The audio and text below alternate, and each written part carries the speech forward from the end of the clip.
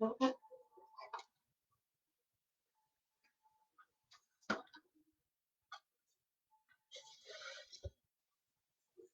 right, I'm not gonna lie to you.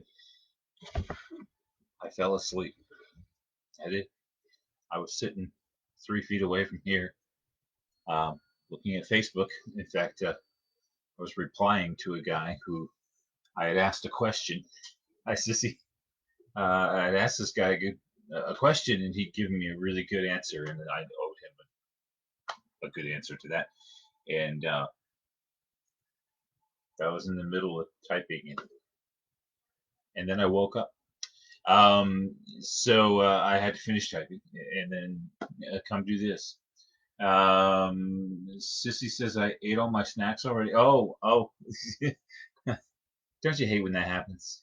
You buy your junior mints and your popcorn and your 64-ounce soda, and then you have it all done before the previews even start.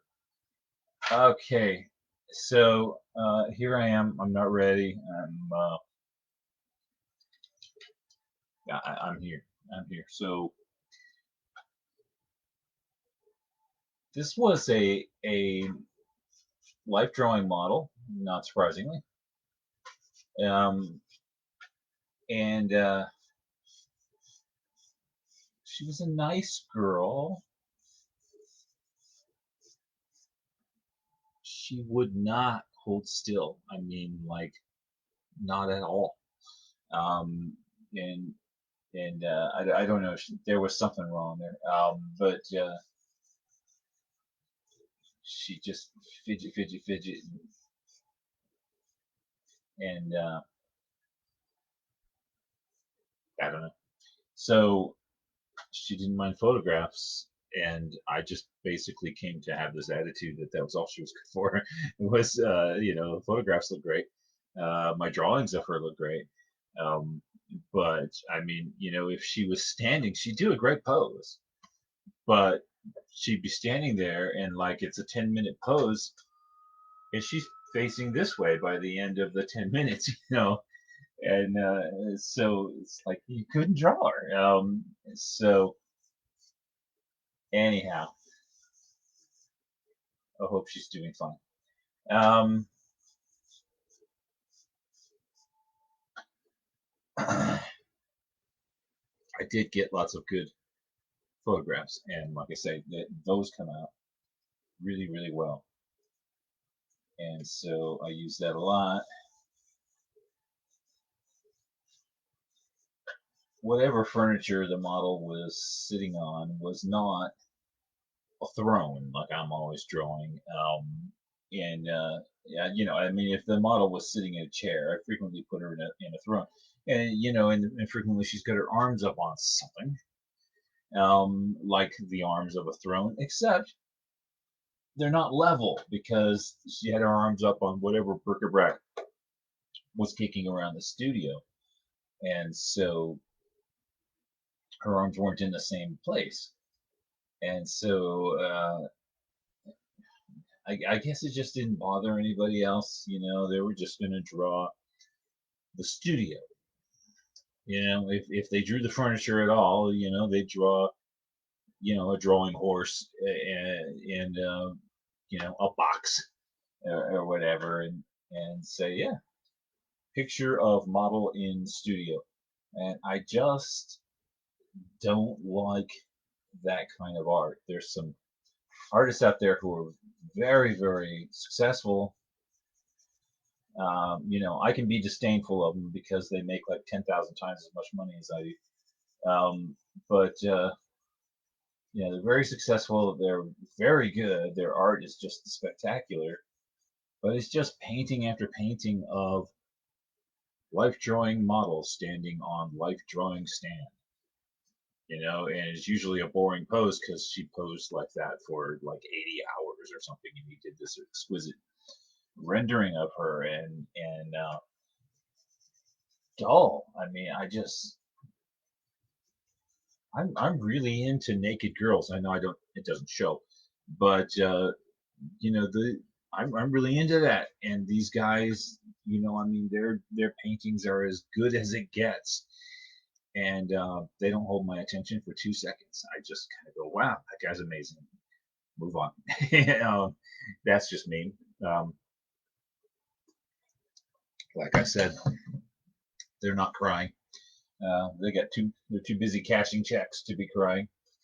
But for me, it's just not interesting, and I'm not gonna go that direction. I was talking to a guy at a gallery one time, and he basically said uh, some variation of this. He said, if you're gonna do what everybody else does, you better do it better than anybody else does, and otherwise, we want to see something nobody else does. And So that's actually really good advice. Really tough advice, but it's really good advice. And so, yeah, if there's some already a half a dozen really well-known people out there doing life drawing models, standing on life drawing stand, going, um, I'm not going to do that better than they can, so I'm just going to not do that because I can do this better than they can. Plus, they just don't want to do this. This doesn't appeal to them. So I may be very limited in who this appeals to, who wants to buy it, but somebody out there does. So this is the kind of thing this is the kind of thing I do. I do my own thing. Something different. Something different. It was amazing how many galleries said something like, yeah, after looking through my portfolio, I had one portfolio that I carried around. It's a folder with pockets, with nice clean plastic sheets that you could drop. You could make 8.5 by 11 photographs or prints of something that you've done and drop it into these pockets and carry that around to show people samples of your work. And so I would carry that around, but those were kind of expensive, and I mean, I was on a really low budget. Um, Getting the copies made was expensive back then, and so when I when I carried such a thing, I had half of the portfolio for uh, for my sign painting career and half of the portfolio for the gallery, uh, to try to appeal to the gallery market. And at times, actually, I had it broken up into thirds, with illustrations, galleries, sign painting. And I made tabs, and I told people, it's just, this part. Don't bother with the other parts. Not your, you won't be interested in that. And sometimes people would just go ahead and look at the other stuff anyway. And the if I was talking to the biggest art director in the world for illustration, science fiction and fantasy, she would look at my sci-fi fantasy illustrations and kind of go, and she'd be flipping through because I had not yet had the advice. If you're going to do what everybody else does, it better be better than what everybody else does. So I had not quite so good pictures of dragons, not quite so good pictures of unicorns, not quite so good pictures of a fighter fighting a minotaur or something like that. So she's just kind of like, yeah, seen it, seen it, seen it, and then she flipped back to the part where there were signs, and then she got really interested, and she was like, well, these are super cool, and then she'd be all asking questions. That's when somebody's really impressed, is when they ask questions.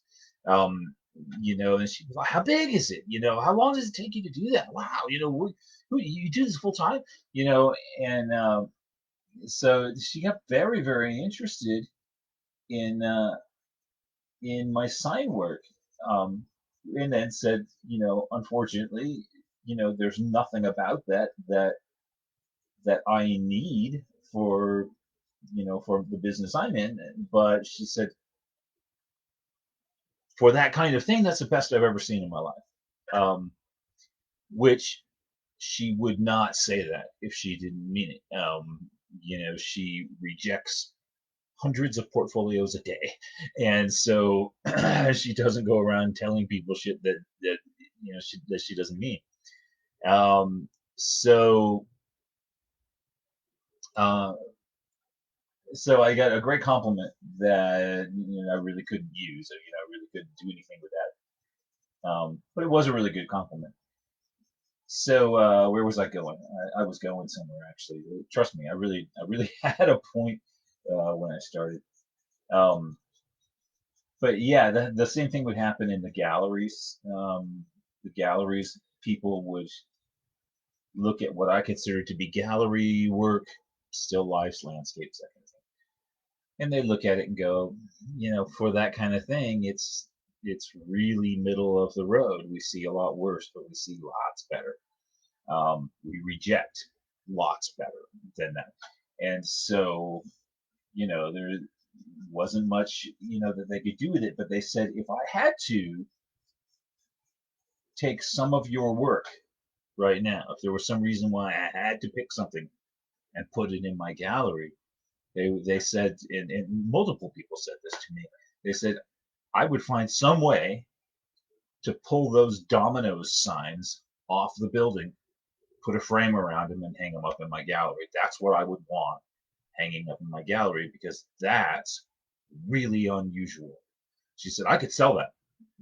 That stuff that you've got, on the, and I'm like, well, that stuff's, dead and gone, been scraped off the window and everything. She's like, I know, but you know, I could sell something like that. Which was not the same thing she made clear as saying, I want you to go buy some glass, and fit it in a frame and do some signs and bring it in here because she wasn't asking for that. But she was like, out of everything in your portfolio, um, that's the thing I think I could sell. The rest of it is not all that. She's, they weren't insulting, but they didn't coddle you either. Like just like the art director for the books, they couldn't afford to coddle a person because they'd give you the wrong idea and you'd start thinking, they want you to come back or something. So, they got good at crushing your soul as gently as they could possibly manage to do. So, so yeah, she would say, if I had to, if I had to pick something, which I don't, uh, those would be the things that I'd pick. Um, so that kind of thing would happen there, and that was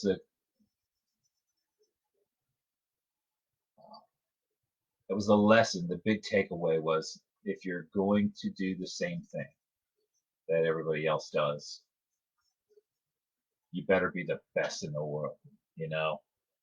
And best in the world doesn't actually mean best on the planet. There's very few circumstances where being best in the world means to be the best on planet Earth. Um, but it does mean be the best that particular gallery has any access to. Okay, if they only have access to people in Phoenix, you better be the best one in Phoenix. That's the world for you. If they've only got access to, I don't know, if they've got a global market, but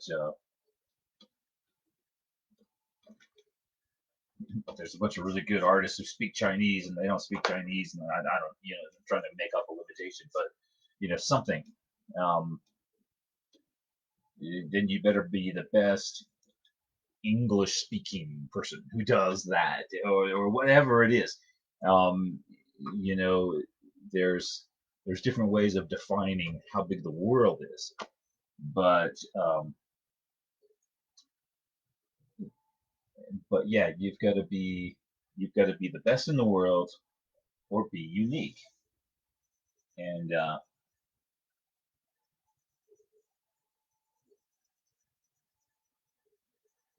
I suppose, in a way, it's why I'm clinging as tenaciously as I can to this type of artwork. One of the criticisms of this type of artwork is that its day is done. It's gone away.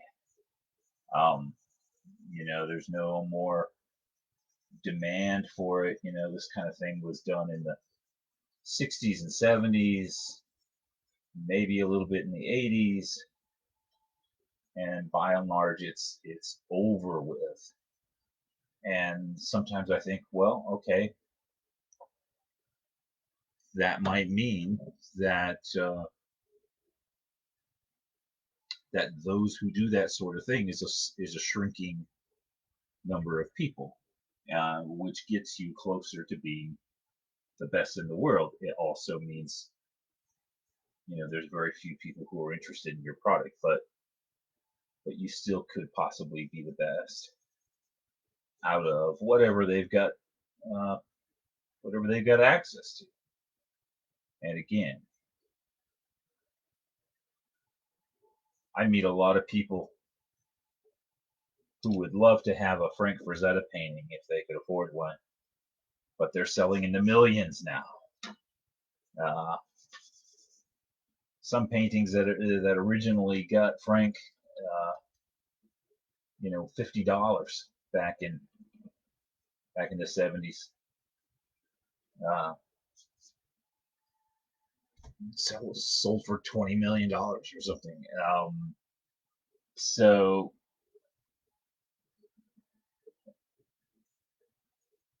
there's not very many people around who are in that kind of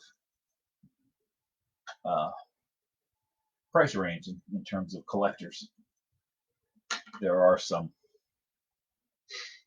movie stars and big music stars and people like that are collecting these things. But that does mean that somebody like me could pop up and go, well, I make stuff that's sort of like that.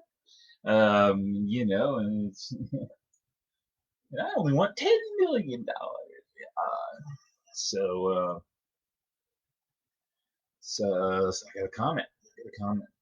Sharon says your sign work was freer. You had to do it efficiently, so it really showed a lot of spontaneity in the gallery world. It was unique. Yes, totally right, totally correct. Um, and missing from this body of work, which is something that I struggle against. I don't have an answer. I will I will look at a sketch like this sometimes. I think my sketching is pretty free and loose. Um, but I'll look at this stuff sometimes and go, okay, I could paint that just the way I did the signs, just uh, get out some acrylic paints and just slap at it, and get it done in 3 hours. Um, I see no reason why I can't do that, and sometimes I just can't do that.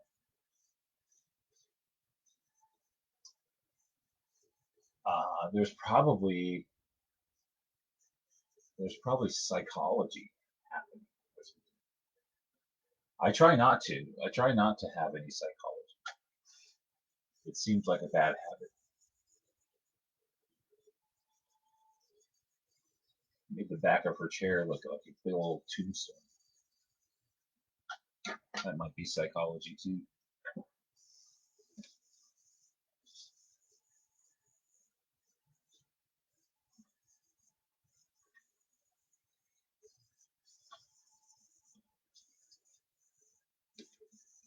Another thing I've been sharing,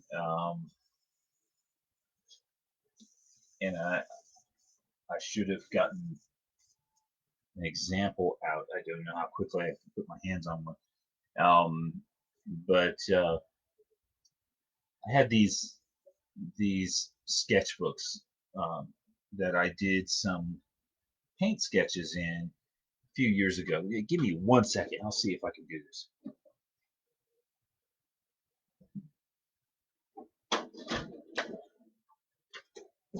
Maybe 2 seconds.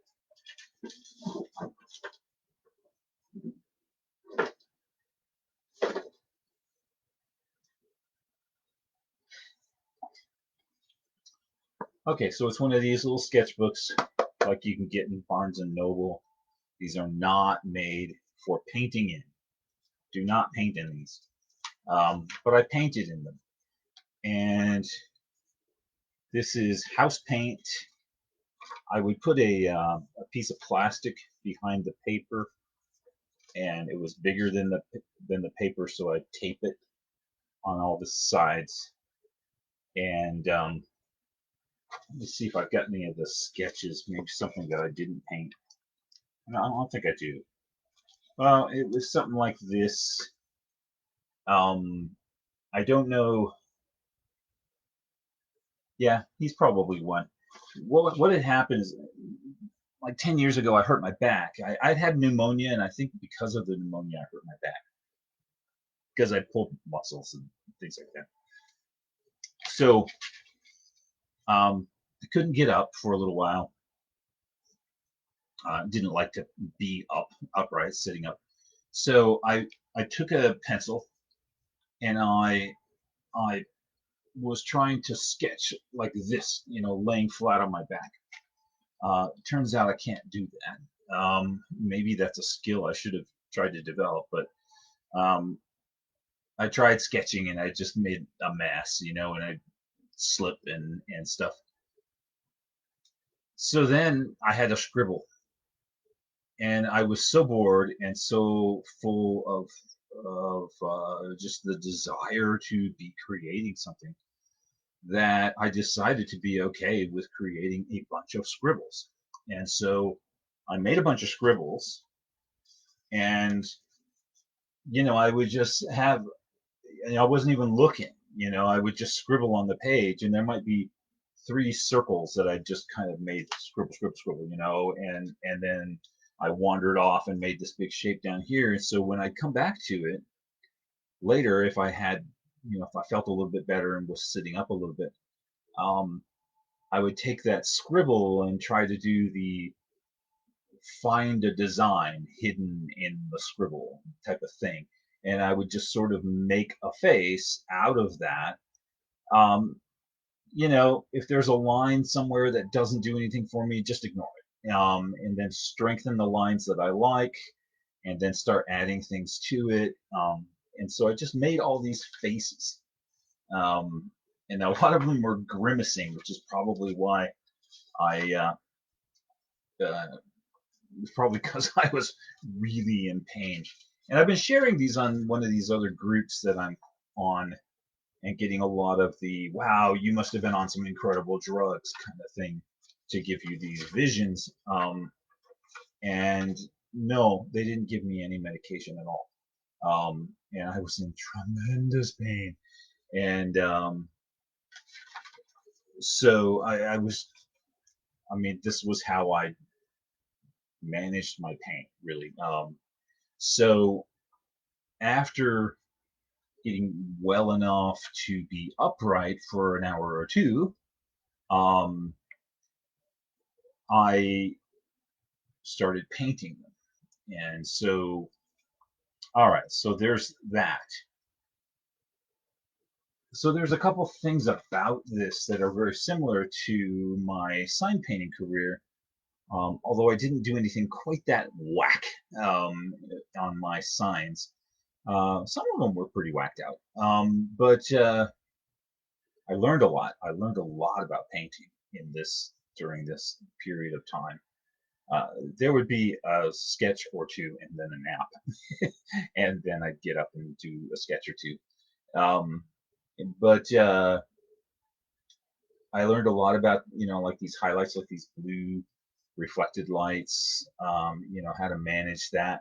I learned a lot in there, but also it was a scribble.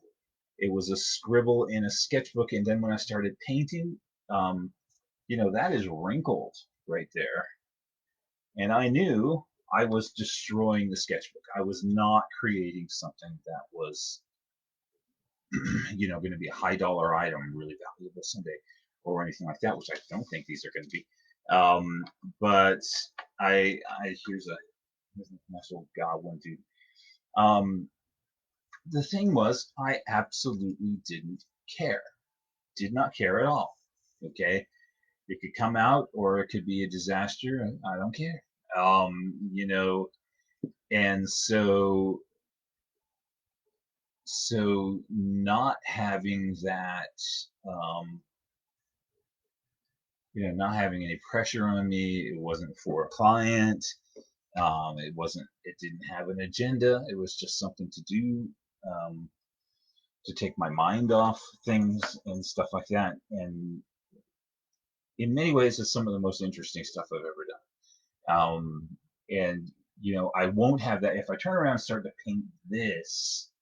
Well, what if I screw it up and she looks all ugly and horrible like those guys? Um, I'm not gonna I'm not gonna like that. If I start painting her, I want her to be pretty. She's pretty. I want to get the skin tones to look like real human skin tones, and so I have a lot of hangups about this that I didn't have about that.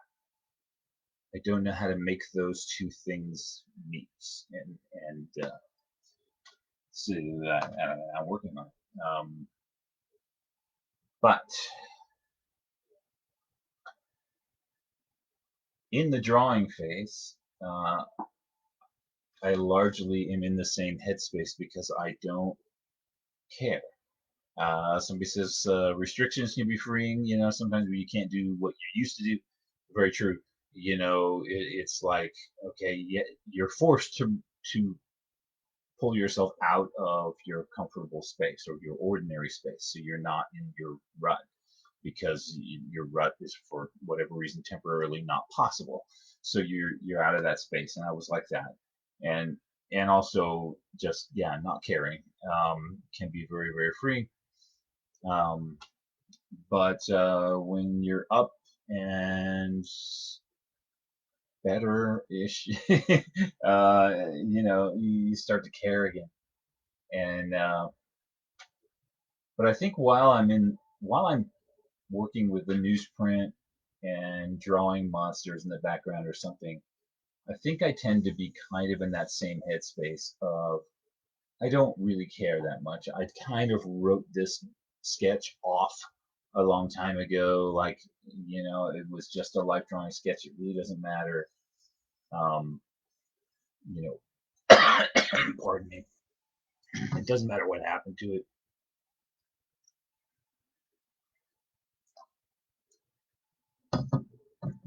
So again, it's not for a client. It's not something that somebody said,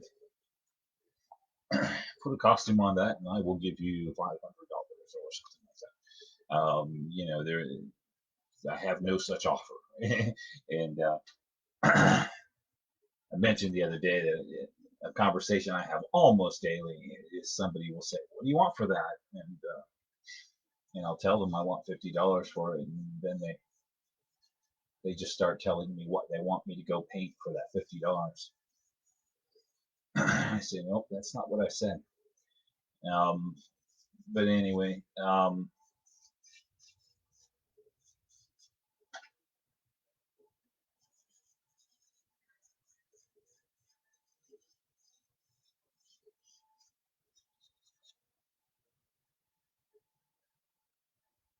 yeah, I've already written off the piece of paper, the time in life drawing class. Nobody's offering me something for this piece of paper. It's not like I've got a thing that has a price tag on it that I can make one wrong move and screw the whole thing up and lose all that money. Um, there isn't anything like that. So it is liberating at this point. Then I get it to a point where I've got a really cool drawing. I've shared it on Facebook. I've gotten a really good response, and people are saying, "Wow, if that was a painting, I would love to have a print of it or something like that." Now suddenly, now suddenly, it does have a price tag kind of hanging on it, like this is a really valuable thing if I could not screw it up, and so I get to be like that.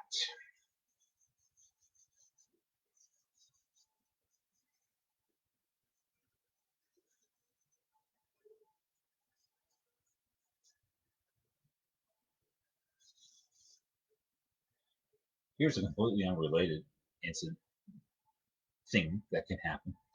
Um, I'll draw this person in the background holding a spear or some other kind of weapon, and people can interpret that quite a variety of ways. There's a very hi Sean, thank you. Um, there's a very famous painting by Frank Frazetta called the Egyptian Queen, and the girl's leaning up on a pillar, and there's a leopard on a chain down there. If you look close, the chain's broken. But I don't know. Your first impression, anyways, is that the leopard's you know tied up, and there's a guy in the background with a big sword, who I always took as a guard. Okay, and I've always taken the leopard to be a guard and slash pet of the girl. She's looking kind of sad. She's like, and but you don't really have an explanation as to why she's sad. But I've talked to so many people about this thing, and you know, there's you know, people say, oh yeah, there's that one about the woman who's leaning against the pillar and she's terrified because the leopard is going to eat her, and the guy back there, is not going to get there in time, or something. And then somebody else says, yeah, it's the girl waiting for her executioner. The guy's going to come up and chop her head off, feed her to the leopard or something. I don't know. It's just like a wild range of interpretations of the same artwork that I've always just assumed that, sad as she was in charge of the room, and the leopard and the guy with the sword were both subservient to her. It's just never occurred to me otherwise. I've been familiar with this painting since I was 12. It's just I never thought any different of that. But uh, yeah, a lot of people take that as a depiction of a helpless woman about to be victimized by a man. That's the painting we're talking about. There's a leopard down there, and the guy off in the background over here. My dyslexic fingers trying to do things in the mirror. Um, but yeah, people see things different ways. I'll draw this, and uh, somebody will make a sexist out of me, and say, why do you always draw these pictures of women being violated by men? Because that's how they'll interpret that. Like, I was thinking he was the guard, um, or something. Yeah, security guard. It's just standing there. But people will take things different ways.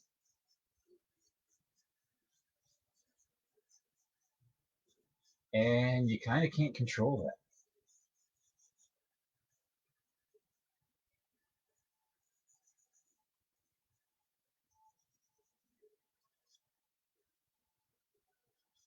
And that's another thing I'm only learning how to deal with. I'm not going to say I've learned how to deal with that. I have not, but I'm learning how to deal with that because I'm having to.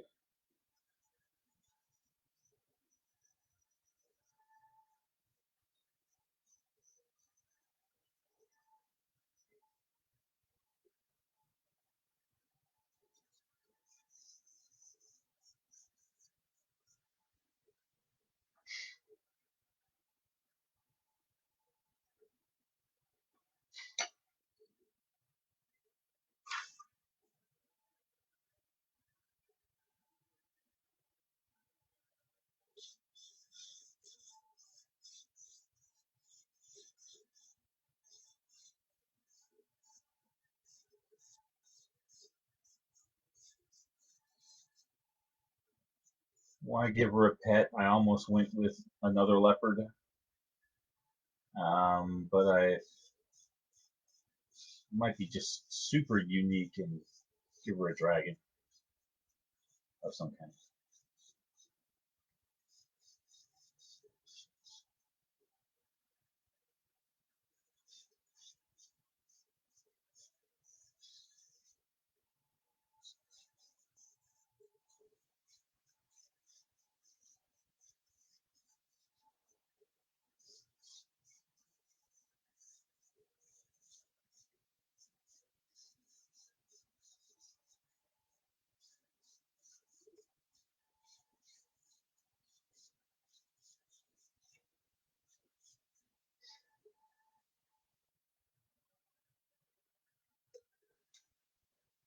It's just a little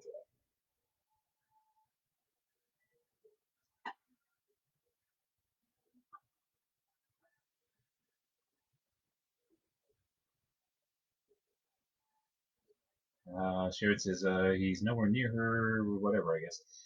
Yeah. In fact, I was just looking at the fact that I've made the tops of their heads on the same plane, and I think I don't want to do that. Um, kind of upset because I like the way I've drawn him, and I've even reinforced those lines a little bit, but I'd like for him to be further in the background, mostly just to give myself a kind of a triangular composition.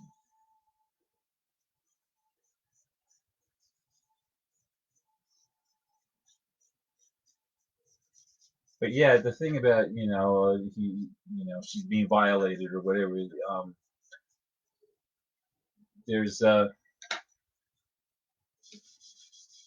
it's all in the story. Whether you're looking at a picture or a movie, um, or you listen to a joke, or you read a story, and Sharon says she's gonna go. Okay, bye bye. Um, yeah, we were going to do Zoom tomorrow. Um, there are always elements of that story that you fill in your mind, and you will later insist that no, I didn't fill that in my mind. It was there. I saw that.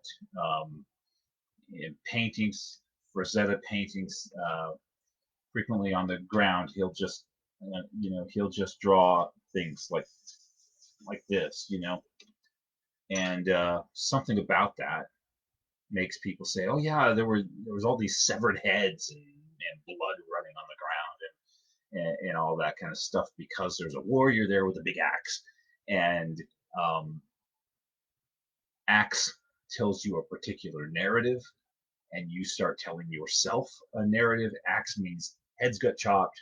There's little shapes on the ground. Those are heads. You start writing a story and filling it in, um, which is very very cool. It's he liked it. He was manipulating you to do that in a way because he didn't want to draw blood and gore and veins and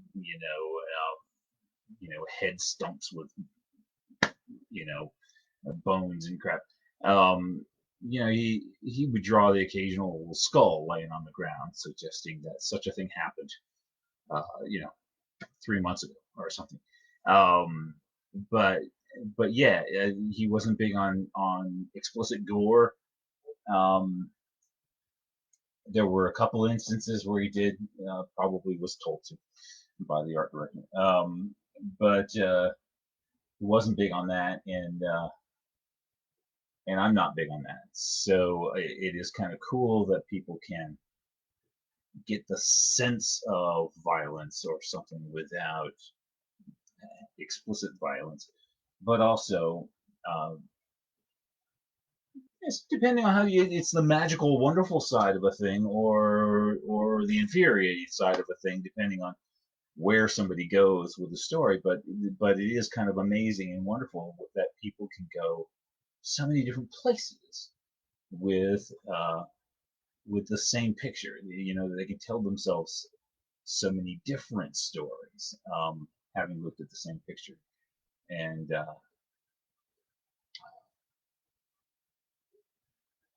I am literally sitting here falling asleep. I didn't sleep at all last night. Don't know why. It just happens every now and then. And yeah, my eyes, they weigh pounds.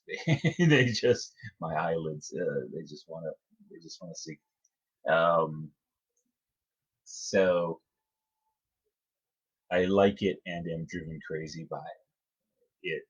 The fact that people will tell themselves a story, and I'm going to tell a story, and then I'm going to quit.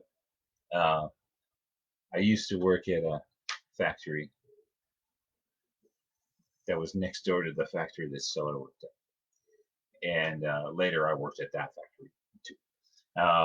But I was I went to pick her up from work, and I parked down in the parking lot, and I got out of the car and walked around a little bit because it was 10 minutes or something before she was coming out. Here comes a security guard running across the parking lot, and he's got his handcuffs out in his hands, and he's telling me he's going to arrest me for uh, stealing things from my car. Um, and it's just like, long story short, and he insists that he saw me, that the car was already there, that he saw me walking along the highway, which is quite some distance away, cut across the field, climbed the fence, walked across the parking lot, broke into the car, took something out of the car, carried it back to the fence and threw it down the hill, and then was coming back for more stuff when he intercepted me. His boss eventually came out, and they made me proof that it was my car, which was not hard to do. But uh, he still stands by his story. He's like, that is what I saw, and that is not what he saw. I don't know. I imagine what he really saw was somebody walking along the highway, and then I pulled up and I got out and walked around, and he mentally filled in the space between there was a person here, there was a person here, and then there was a person here, and he mentally filled in, I watched them walk from here to here, which he did not. Um, but uh, he told himself that narrative. There's a person here, there's a person here, and he filled in the space. People do that all the time. I read a long dissertation once about the Princess Leia costume. It was when there was a scandal a couple of years ago about the costume, and the Jabba the Hutt bit. And I read this thing about this guy who was like, I used to be a Star Wars fan. I grew up looking at that, and I thought it was great and all this kind of stuff. And that was because I was too young to realize that Princess Leia had been raped by Jabba the Hutt, and he made this big case for how it was obvious now when you go back and look at it that she was a rape victim. Um, that's the story he tells himself. It's just like I, have watched the movie again since then, and I don't agree with it. But you can tell yourself that story. I mean, you can. It would work, I guess. But I mean, she was raped in the old usage of the word as to have been absconded with. Um, but yeah, it. But he saw a point and another point, and he filled in the spaces with his current worldview. That got him from here to here, and that's what people do. You'll I don't know, you'll make some statement about how you feel about cats and dogs, and then you'll make some statement about the economy or whatever, and somebody will fill in what they think belongs between those two spaces, which may not be real at all. And then they think they know your politics and who you voted for at the polls last time or something. And that's all in their head. That's all, but they'll swear to God that you said it. That you told them in every detail.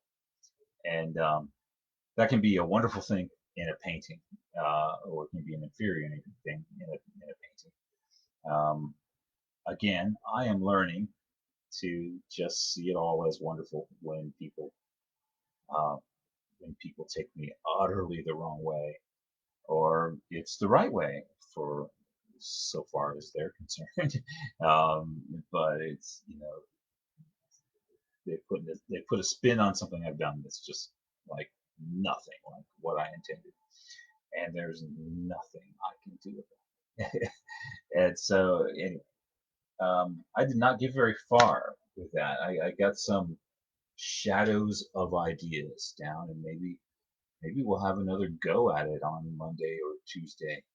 Um, might do the Monday thing on Monday. So those of you who were here at the beginning but bailed somewhere in the middle of the video, thank you for being here. And tomorrow at 5 o'clock, we're going to do Zoom. We're going to put a model on the screen, and we're all going to draw.